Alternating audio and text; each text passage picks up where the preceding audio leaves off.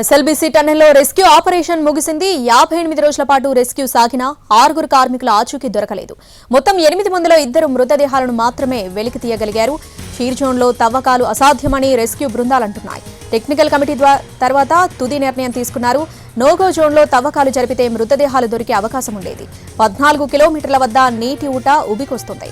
మరో సొరంగం మాదిరిగా గండిపడింది. 43 మీటర్లు అత్యంత ప్రమాదకరమైన ప్రాంతంగా భావించే కంచె ఏర్పాటు చేశారు.